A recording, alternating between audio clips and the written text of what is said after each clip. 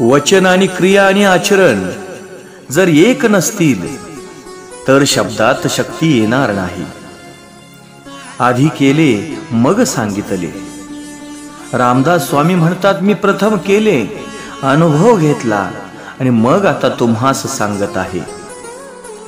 शुकाचार्य जे सांगतात ते त्यांनी प्रथम आचरणात आणले होते. शुकाचार्य उत्तम वक्ता आहेत, कारण त्यांची वाणी व आचरण एक आहे.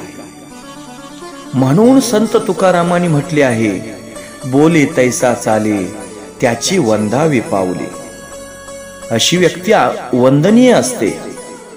एकदा एक माता आपल्या मुलाला घेऊन संत एकनाथ महाराज यांच्याकडे आली व म्हणाली, महाराज, माझ्या मुलाला गुळ खाण्याची अति सवय आहे. ती त्याची सवय सुटत नाही. तेव्हा असा आशीर्वाद द्या की जेणेकरून त्याची गुळ खाण्याची सवय सुटेल. महाराजांनी तसा आशीर्वाद त्यावेळी त्याला दिला नाही, कारण महाराज स्वतः गुळ खात असत.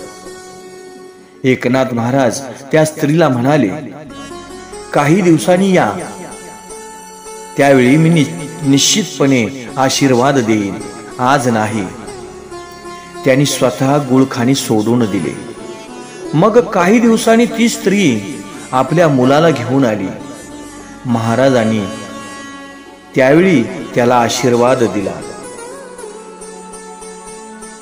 सूत म्हणतात, व्यासाने 18,000 श्लोकांचा हा भागवत ग्रंथ बनवला.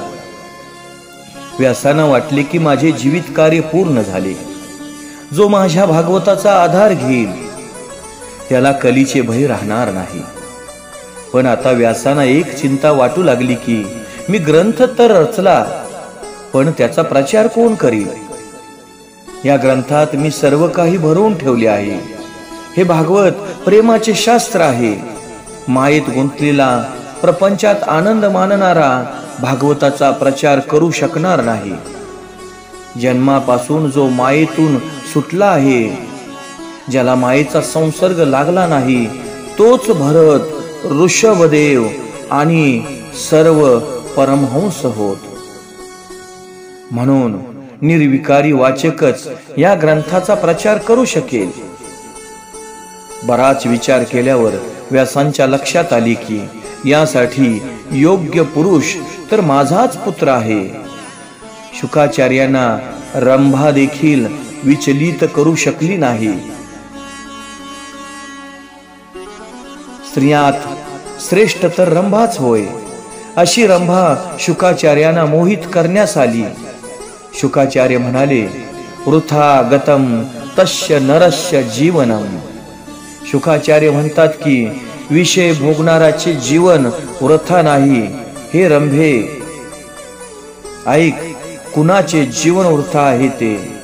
नीलकमलासारखे ज्याचे डोळे आहेत, ज्याच्या आकर्षक अंगावर केयूर, हार आदी अलंकार शोभायमान आहेत, अशा सर्वंतर्यामी नारायण प्रभूच्या चरण कमलावर ज्याने भक्तिपूर्वक स्वतःला अर्पण करून हे जन्म मरणाचे चक्र नष्ट केले नाही, अशा माणसाचे जीवन व्यर्थ होय. अशा माणसाची देहधारणा पण व्यर्थ होय. जय जय राम कृष्ण हरी.